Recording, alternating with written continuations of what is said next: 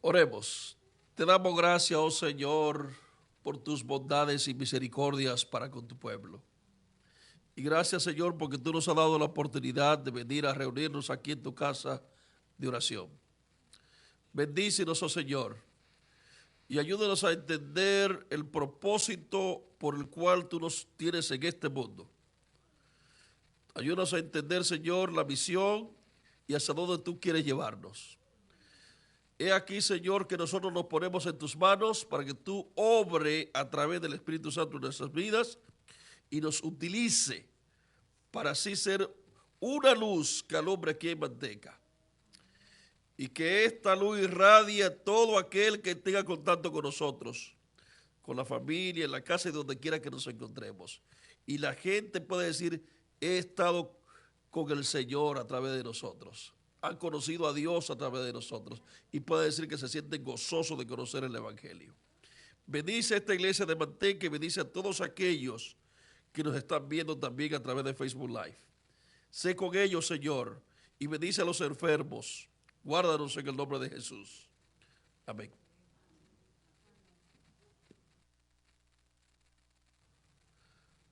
Muy buenos días de nuevo, hermanos. Seguimos aquí en la casa de Dios y nos sentimos muy contentos. Realmente la iglesia hoy está bien llena. Tenemos bastantes hermanos hoy y nos sentimos maravillados que estemos aquí en la casa del Señor. Antes de comenzar a hacer un estudio, vamos a leer la lectura bíblica que se leyó en esta mañana, 1 Corintios 3, 10 al 13. Conforme a la gracia de Dios que me ha sido dada, yo como perito arquitecto puse el fundamento y otro edifica encima, pero cada uno mire cómo sobreedifica.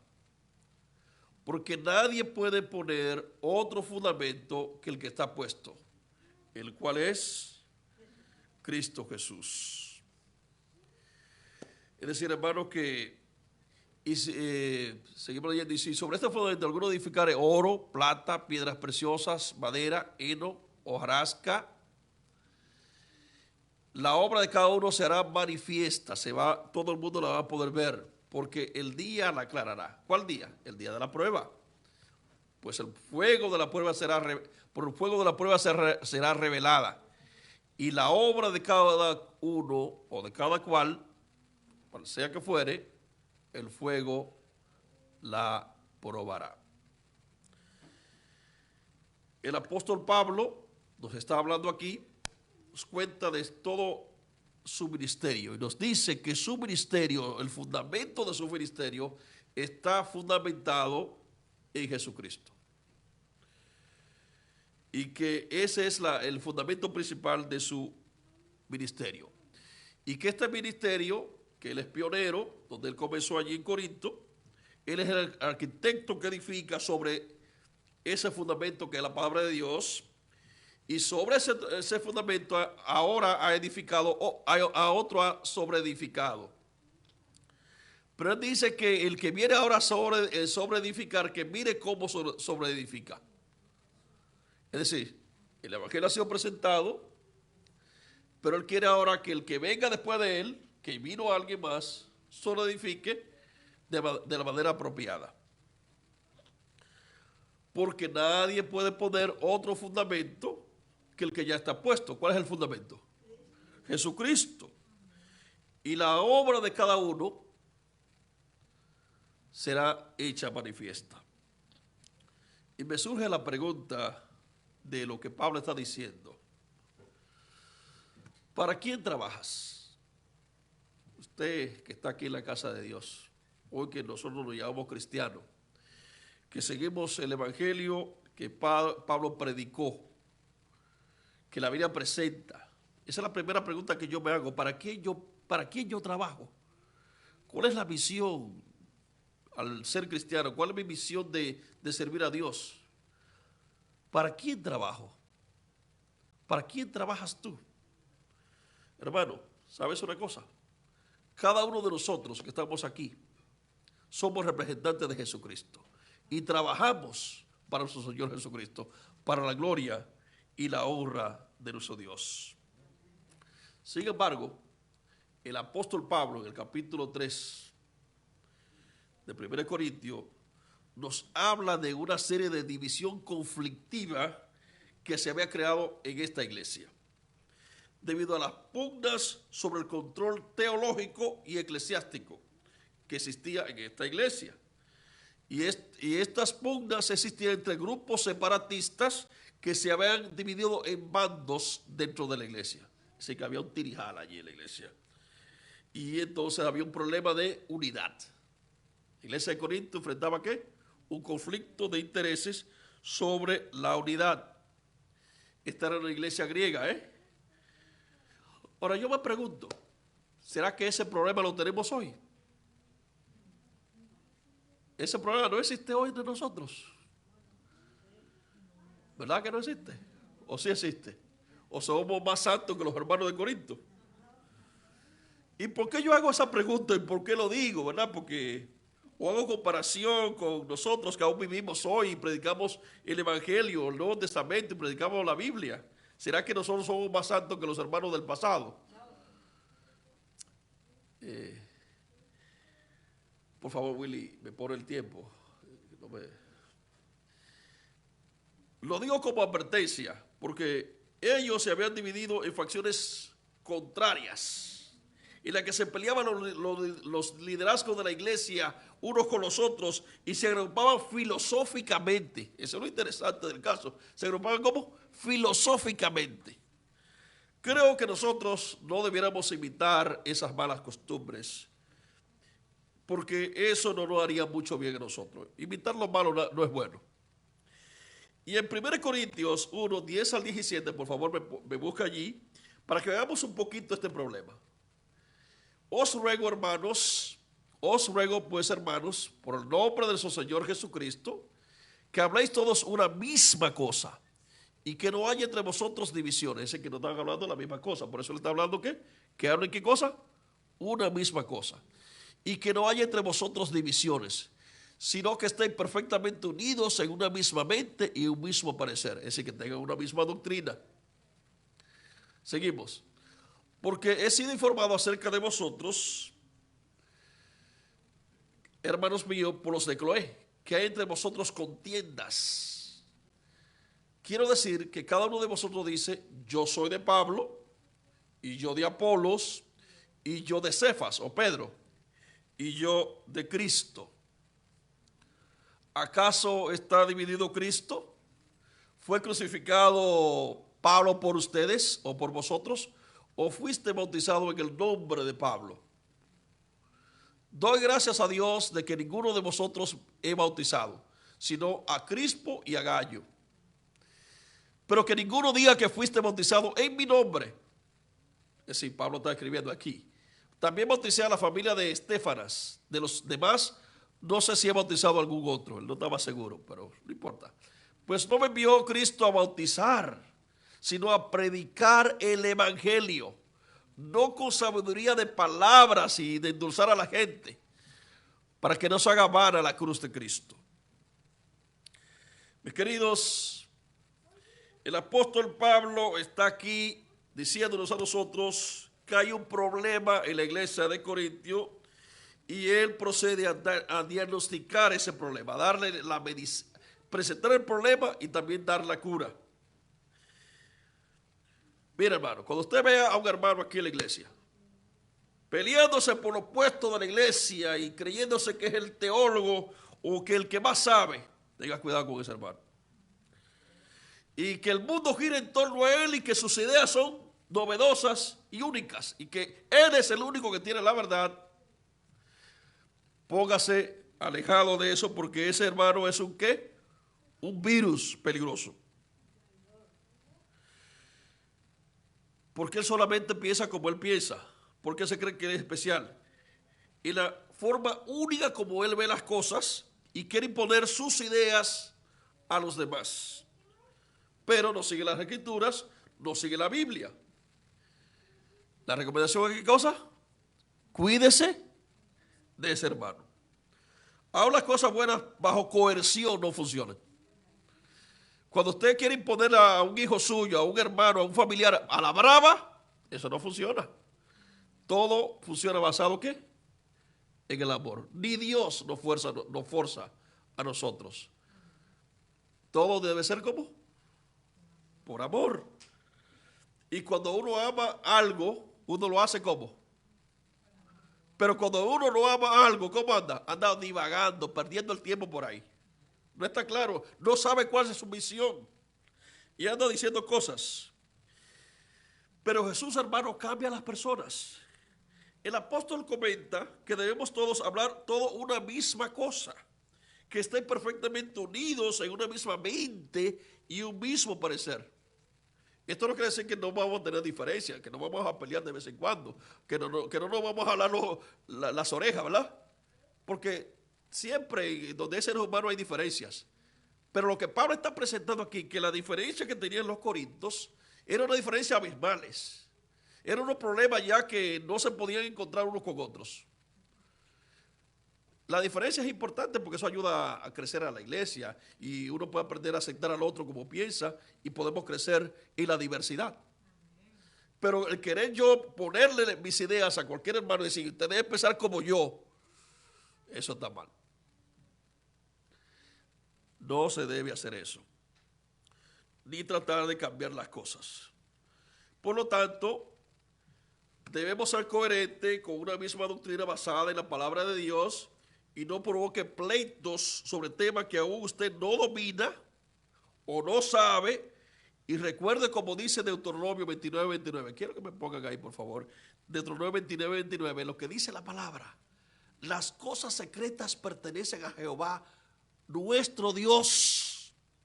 Hay gente que anda por ahí buscando, que tienen comezón en las orejas por oír cosas novedosas.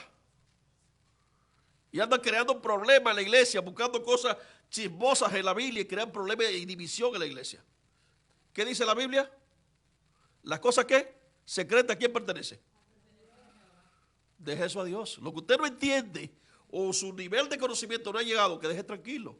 O si no conocen, pregúntele a alguien que sepa. Y si no está complacido, ¿qué hace usted? Guarde silencio y espere que el Señor que en su momento se nos revele, y si no, espere el tiempo cuando Cristo venga. Mas las reveladas son para nosotros y para nuestros hijos para siempre, para que cumplamos todas las palabras de esta ley. Toda palabra que sale de la boca de Dios es una ley. Le guste a usted o no le guste, pero es así. Es decir, que si usted quiere obedecer a Dios, tiene que seguir su palabra. Por lo tanto, recomiendo, como han querido todos los fieles de todas las edades y de todos los tiempos, que sigamos el consejo de Pablo. Y el apóstol Pedro, a quien Pablo le llama Cefas en esta sección, en 1 Pedro 1:10-12, que quisiera ir allí a 1 Pedro 1:10-12, la recomendación que hace Pedro, oiga lo que dice Pedro: los profetas que profetizaron de la gracia destinada a nosotros, de la salvación, inquirieron. ¿Qué hicieron? Investigaron y diligentemente indagaron. ¿Qué hicieron? Investigaron, analizaron, discutieron acerca de esta salvación. Seguimos. Escudriñando qué persona y qué tiempo indicaba el Espíritu de Cristo que estaba en ellos, el cual anunciaba de antemano los sufrimientos de Cristo y las glorias que vendían tras ellos. Así que ellos sabían cuáles personas tenían qué cosa, el Espíritu de Dios, cuáles personas hablaban el mensaje y tenían qué cosa, el Espíritu de Cristo, y ellos que tenían el Espíritu de Cristo discernían estas cosas para anunciar qué cosa, la gloria de Dios de antemano sobre los sufrimientos de Cristo y las glorias que vendían sobre ellos. A esto se les reveló que no para sí mismo era el mensaje. El mensaje no era para los profetas, sino para nosotros. Administraban las cosas que ahora os son anunciadas, por los cuales os han predicado el Evangelio por el Espíritu Santo enviado del cielo. Cosas en las cuales anhelan mirar los ángeles. ¿Saben lo que Pedro está diciendo? El profeta no se autoproclamaba dueño del mensaje. Es lo que está diciendo allí. Y en otra parte dice, el mismo Pedro dice que la revelación bíblica no es de interpretación privada.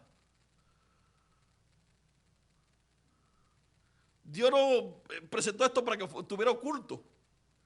El libro que la gente menos entiende de la Biblia y que la gente dice que es un misterio, se llama Revelaciones. ¿Se acuerdan? El Apocalipsis, la revelación de Jesucristo. Ese es el nombre. La Biblia es lo que Dios nos ha dado, nos lo ha revelado. No es para que usted ande buscando cosas ocultas y creando conflictos sobre detalles en la iglesia. Lo que quiero decir con esto, hermano, es que aparente que estoy presentando el tema conflictivo, estos problemas de diversas ideas, el que seguía Apolo, el que seguía Pablo, el que seguía Cefa, era porque cada grupo de esos tenían ideas diferentes. Y cada uno traía esos conceptos diferentes y en la iglesia se hacía lo que en mi país llaman un mangú. Es decir, un sancocho. Yo me imagino que ustedes conocen lo que es un sancocho, que le metemos a esa sopa todo tipo de cosas ahí adentro. Y la iglesia se había vuelto un desastre. Por eso decía Pablo a los corintios que el culto debía hacerse en orden, ¿verdad que sí? Y cada quien hablara por turno, porque había un pleito allí horrible. Si usted lee, por ejemplo, 1 Corintios capítulo 14, encontrará que era un desastre horrible el estar dentro de, parecía una gallera esa iglesia. Así que, por tanto, todo escrito, teoría, doctrina, y aún los escritos de la hermana White, que tienen que someterse a los dictámenes de la Biblia y sus enseñanzas como un todo armonioso. Porque la Biblia es la única regla de fe y conducta para el ser humano. Y es el único método que Dios ha ofrecido al ser humano para ser salvo. Si usted coloca los libros de la hermana White por encima de la Biblia, va mal. Porque la hermana White decía, sus libros estaban como sometidos a la Biblia, no a la inversa. Inclusive, déjeme decirle una cosa. En el Antiguo Testamento, Moisés, Dios le dijo a Moisés, yo que he hablado cara a cara contigo, lo que yo te he dicho a ti es más valioso que cualquier profeta que haya tenido sueños, visiones o lo que sea. Eso dijo Dios de Moisés. Cualquier profeta que salga después de ti, que yo le revele por sueños, por visiones, lo que yo te dije a ti es más valioso que lo que él va a decir en visiones, aunque yo hable con ese profeta. Eso le dice Dios a Moisés. No lo digo yo, eso es de la Biblia. ¿Por qué? Porque Moisés tuvo una entrevista personal con Dios. Cuando Dios le habló a los israelitas en el monte Sinaí y le dijo los 10 mandamientos, se lo dijo casi a 3 millones de personas. Dios habló y escucharon la voz de Dios. Eso era un documento de que Dios estaba haciendo un pacto con su pueblo. Por eso era que los 10 mandamientos se colocaban ¿dónde? En el lugar santísimo, en el trono de Dios. Los 10 mandamientos estaban en el arca del pacto. Y una vez al año entraba el sumo sacerdote allí. No podía entrar cualquier día. ¿Por qué? Porque esa era la palabra que Dios había hablado a voz audible ante el pueblo y todo el mundo lo escuchó. El pacto. ¿Ustedes notan lo serio que es Dios? Y cuando Moisés se entrevistó con Dios, Moisés, así es. Y en el caso de los apóstoles en el Nuevo Testamento ocurre lo mismo. Porque los apóstoles se entrevistaron personalmente por 3 años y medio ¿con quién? Con el Hijo de Dios. El mismo Dios habló con ellos, le instruyó. Las palabras que esos apóstoles podían enseñar al pueblo era más valiosa que cualquier otro profeta. ¿Por qué? ¿Eran qué? Discípulos directos de Jesús. Por eso la palabra apóstol no es cualquiera, es uno que ha sido instruido y enseñado por un maestro. Eso es lo que significa la palabra chaliat en hebreo. Y ellos eran chaliat de Jesús, apóstol. De ahí surge la palabra apóstol. Entonces, la Biblia es su propio intérprete. Deje que la palabra de Dios les hable, escuche, obedezca y a usted le irá bien. No les imponga sus ideas a otros, ni mucho menos a Dios, porque muchos de nosotros queremos que tratar de decirle a Dios lo que Él debe hacer. No se haga sabio en su propia opinión. Deje ese trabajo y permite, hermano, que Dios a través del Espíritu Santo le hable. Deje que Dios le hable. Y usted verá que usted aquí en la iglesia va a ser un líder poderoso. Cuando usted se pare aquí, todo el mundo va a tener que decir, oye, ese hermano me tocó. Pero si es que usted permite que Dios lo use.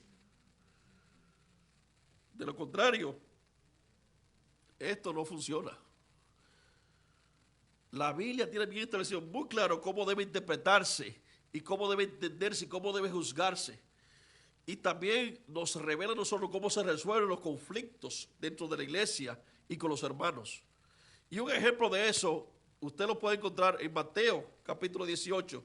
Yo le recomiendo que usted vaya a su casa hoy en la tarde y consulte y mire todo el capítulo, no solamente la sección que usted va a tratar con el hermano, todo el capítulo habla de esto.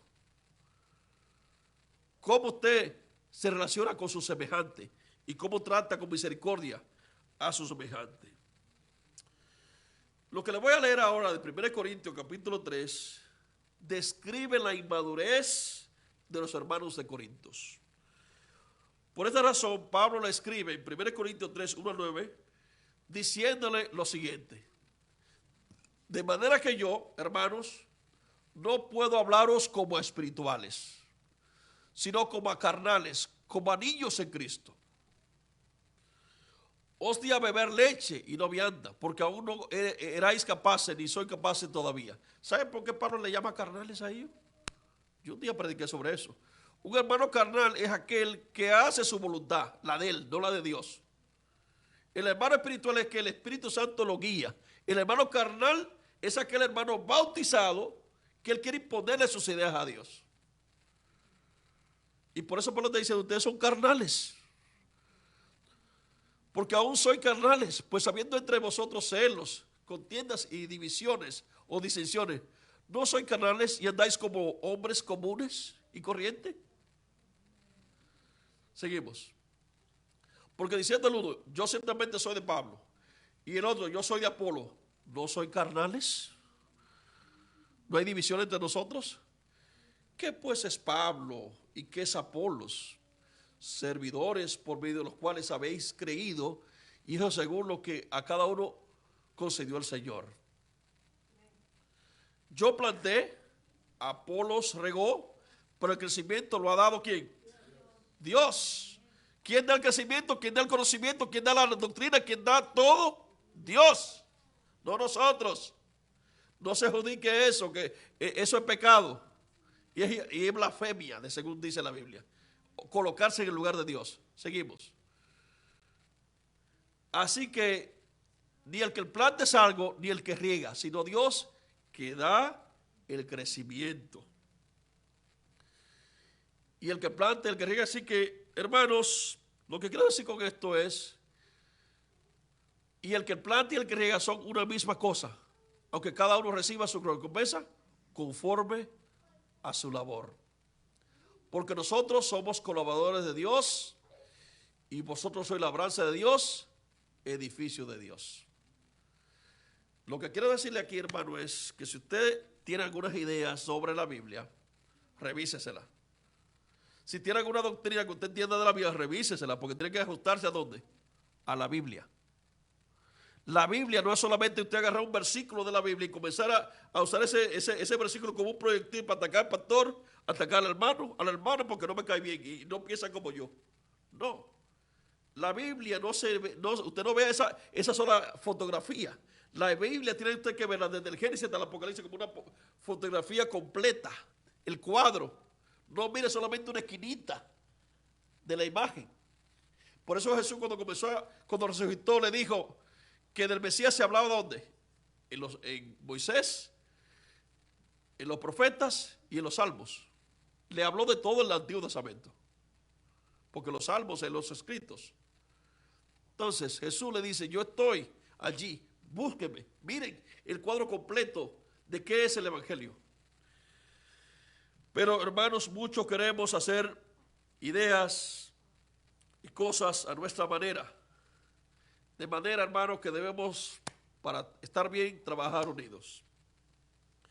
Y reconocer que esta obra ¿de quién es? De Dios. Porque si vivimos divididos, yo soy de Pablo, yo soy de Cefa, yo soy de Apolo, yo soy de Cristo, aquí no nos vamos a entender ninguno y nadie va a caber aquí adentro de esta iglesia. Y al final aquí en el templo va a quedar. Ahora, si nos ponemos de acuerdo, ¿verdad? Y bajamos los orgullos, y no lo estoy diciendo por la mano de manteca, estoy diciendo en el contexto de lo que Pablo está presentando. Hay que entender lo que estoy diciendo, hermano. Bajamos el orgullo, nos hacemos humildes. ¿Qué hace Dios? Trabaja con nosotros.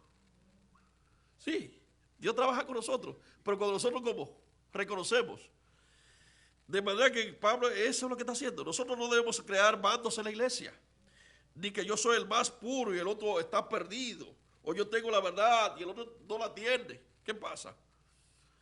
Eso es infantilismo, falta de conocimiento, creerse que usted se sabe todas las cosas. Eso es mentira. No se crea esa mentira. Eso es algo inútil. Eso no produce salvación ni crea vida eterna, porque eso lo que crea en esa persona es orgullo. Si yo la tengo, entonces soy orgulloso, y si usted lo tiene, usted es orgulloso. Y debemos cambiar ¿qué cosa? Esa actitud. Aquí todos somos un equipo. Es como el béisbol. Mire, imagínese usted jugando béisbol. Yo me imagino, yo que crecí en mi país donde se juega mucho béisbol. El béisbol está compuesto por 9 jugadores. Y de esos 9 jugadores, imagínese que usted representa a los 9 jugadores, porque usted tiene que jugar el equipo completo. Usted es los 9. Entonces imagínese que usted es el pitcher y comienza a lanzar la bola. Pero como usted también representa a los 9, usted también debe ser el catcher, porque si lanza la bola no puede irse sola, tiene que agarrarla. Pero si la bola viene, ¡pam! Y alguien la batió, al contrario. Ahora usted tiene que correr hasta el fondo y llegar al center field y agarrar la bola. No se puede, hermano. No puede jugar todas las posiciones. ¿Entiendes? Es imposible. Por lo tanto, la iglesia es como un equipo de béisbol.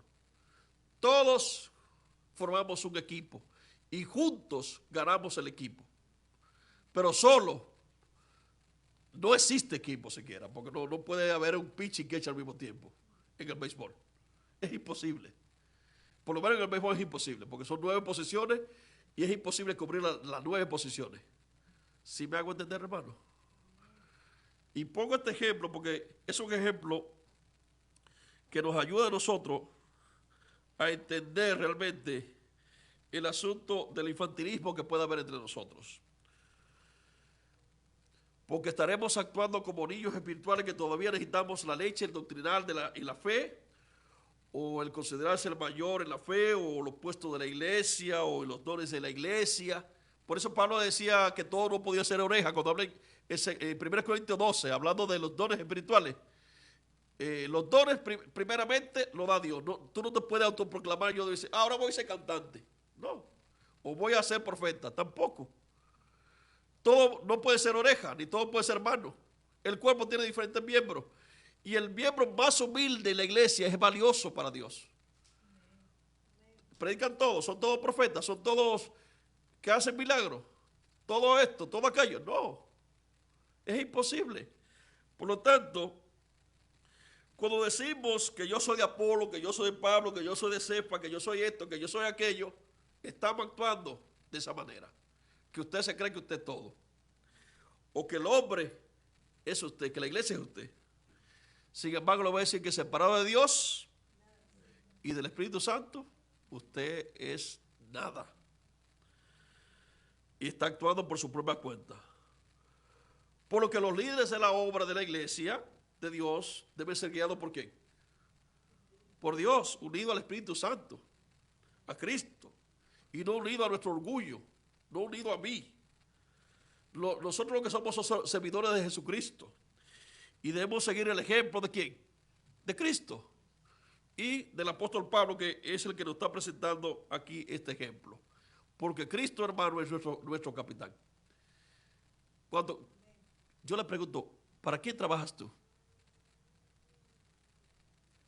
Porque Pablo dice que él trabajó para Jesucristo. Pablo plantó la obra de la iglesia de Corinto. Apolo regó y se lo edificó porque era un evangelista extraordinario. Dice el Nuevo Testamento. Y él obró dándole continuidad a esa obra. No la destruyó, sino que la continuó. Entonces, hermanos, cuando nosotros analizamos las Escrituras, debemos darnos cuenta que el crecimiento, desde la concepción hasta la madurez, la produce el Señor. Así que los seres humanos, llámese Adán, que fue el primer adventista que ha existido en este mundo porque esperaba al Mesías prometido. Llámese Noé, llámese Abraham, llámese Moisés, llámese los apóstoles de la iglesia de Jesucristo, los apóstoles que siguieron a Jesús, los pioneros adventistas del movimiento adventista, Llámese como se llame, no importa el nombre que usted quiera ponerle, el pionero como usted quiera llamarle. Esta obra no es de ellos, ni es porque fulano dijo, me contó, yo descubrí que fulano creía. El mensaje no es de nadie, es de Dios. ¿Quién es el dueño del mensaje? Dios. No importa el ser humano que haya existido, debemos entender que esto no nos hace bien, que esta obra no es de nosotros, ni la doctrina. Todo viene de Dios, no procede de los seres humanos. Y si usted sigue a algún hermano por ahí, está perdido y sigue en sus pecados. Y todavía no ha conocido bien a Jesucristo. Ni el Espíritu Santo está obrando en usted. El mismo Jesús, hablando de eso, de dónde venía su doctrina, en Juan 5, 14 al 18 leemos.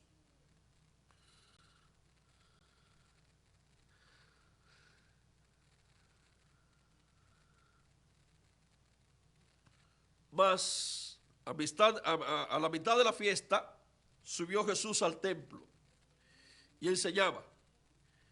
Y se maravillaban los judíos diciendo, ¿cómo sabe este letras sin haber estudiado? Primero, lo primero que hace es que discriminan a Jesús. Jesús le respondió y dijo, mi doctrina no es mía, sino de aquel que me envió. El que quiera hacer la voluntad de Dios, conocerá si la doctrina es de Dios o si yo hablo por mi propia cuenta. El que habla por su propia cuenta, su propia gloria busca. Pero el que busca la gloria del que le envió, este es verdadero y no hay injusticia en él. Por lo tanto, hermanos, tomando eso en cuenta, es que entendemos lo que Pablo está diciendo. No somos de Apolo, no somos de esto, no somos de aquello, sino que todo el edificio ¿de quién es? De Dios.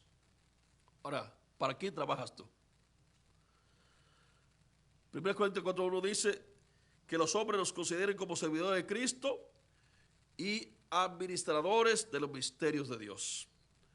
Ahora yo te pregunto, ¿te ha elegido la Junta de la Iglesia, la Junta de Nombramiento de la Iglesia en algún nombramiento? ¿En algún cargo este año? Recuerda que trabajas para Dios. ¿Tienes algún cargo en algún departamento de la iglesia que no sea líder, pero está allí? ¿O no tienes ninguno? ¿Recuerdas que trabajas para Dios? No tienes ningún cargo, pero estás aquí en la iglesia y quieres ayudar. Ve allí al líder y pregúntale en qué puedes ser útil. Y seguro que vas a encontrar algo que hacer. No te olvides, recuerdas que trabajas para Dios. Si se te ha encomendado una obra como la que Jesús nos ha encomendado a todos nosotros, que seamos testigos, ¿dónde? En la familia, en la iglesia, en el trabajo y donde quiera que estemos. Debemos ser ¿qué? Misioneros. Debemos predicar este evangelio. ¿Recuerdas que trabajas para quién? Para Dios. También recuerda que no importa las pruebas, no importa las dificultades, no importa los problemas, Dios tiene tu lugar para ti. No importa que vengan situaciones, Él no te va a defraudar. A veces las cosas no salen como tú las piensas, a veces podemos temperar las cosas, sin embargo, en el camino aprendemos. Pero cuando no seguimos el consejo sabio, Proverbio nos dice, Proverbio 14:12, hay camino que al hombre le parece derecho, pero su fin es camino de muerte. Solo cuando escogemos el camino del Señor, tenemos un final feliz. Solo cuando seguimos al Señor, tenemos un final garantizado. Y no importa que te caigas, no importa que sea difícil. Por eso hoy yo te invito a que inicie el camino de la vida siguiendo a Jesús. Buscando al Señor y siguiendo el camino que Él te ha trazado. No importa que se burlen de ti. No importa que te vean que lo que te han dado es poco. Es más, que no te den nada. Sin embargo, recuerdas que tú trabajas para Dios. Y yo puedo dar testimonio de eso, hermano. Pablo, reconociendo que como cristianos le pertenecemos a Dios, nos aclara. Y quiero leer aquí, para concluir mi tema, los versículos 16 al 23, si se puede poner en la pantalla. ¿Es posible? Para que usted se lleve eso a su casa, lo medite, lo analice y piense, hermano, seriamente, lo que dice la palabra de Dios, porque Dios nos dice, ¿no sabéis que soy templo de Dios y que el Espíritu de Dios mora en vosotros? Si somos templo, entonces, ¿qué es lo que hacemos? Glorificamos a Dios. ¿Cierto o falso? Hacemos lo que Dios nos dice. Porque en el templo de Dios debe hacerse, ¿qué cosa? Lo que honra a Dios. Si alguno destruye el templo de Dios, Dios le destruirá a él. Porque el templo de Dios, el cual sois vosotros, santo es. Es algo especial. Nadie se engaña a sí mismo. Si usted se cree que usted es la última Coca-Cola del desierto, no se engañe. Si alguno entre vosotros se cree sabio en este siglo, hágase ignorante. Mejor diga que usted no sabe. No abra su boca siquiera para que llegue a ser sabio. Seguimos. El versículo 19, por favor. Porque la sabiduría de este mundo es insensatez para con Dios. Pues escrito está, Él prende a los sabios y la astucia de ellos. El que se crea que sabe más que nosotros, porque es más santo, lo que sea, o lo que sea, es insensato, dice la Biblia. Y otra vez, el Señor conoce los pensamientos de los sabios, que son vanos. Así que ninguno se gloríe en los hombres, no se gloríe en usted, porque si se gloríe en usted, que usted sabe, está perdido. Porque todo es vuestro. Sea Pablo, sea Apolo, sea Cefas o Pedro, sea el mundo, sea la vida, sea la muerte, Dios nos la ha dado a nosotros. Sea lo presente, sea lo porvenir, todo es vuestro. Y entonces concluye, y vosotros de Cristo y Cristo de Dios. Por lo tanto, hermanos, si nosotros queremos llegar a donde Dios nos quiere, tenemos que permitir que Jesús controle nuestras vidas. No la controla usted. Aléjese del orgullo. Sea humilde. Y yo estoy seguro, hermano, que esta iglesia de Manteca, aquí no va a haber un espacio donde sentar gente, que vamos a tener que salirnos de aquí o ampliar este lugar. Cuando nos pongamos en la mano de Dios.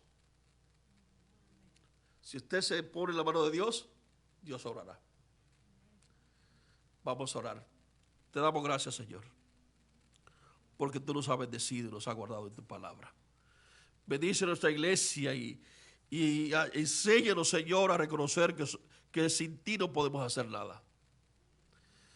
Nuestras ideas aquí no valen 2 centavos, pero en Cristo somos poderosos. Y la hermana White escribió que Dios coloca al hombre en el polvo de la tierra y hace por el hombre lo que el hombre no puede hacer por sí mismo. Y Pablo decía que lo que él quería hacer no podía, pero lo que Dios le había puesto que hiciera no lo podía. Pero cuando conoció a Jesucristo, Dios lo hizo vencedor, lo hizo victorioso. Señor, ayúdanos con nuestro orgullo y enséñanos tu justicia. Bendícenos, oh Padre. Te lo agradecemos, no porque hay méritos que es salvífico en nosotros, no porque podamos hacer algo, sino porque Cristo ha hecho por nosotros y sigue haciendo. En el nombre de Jesús. Amén.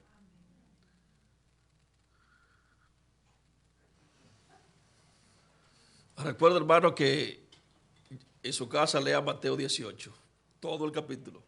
Oremos.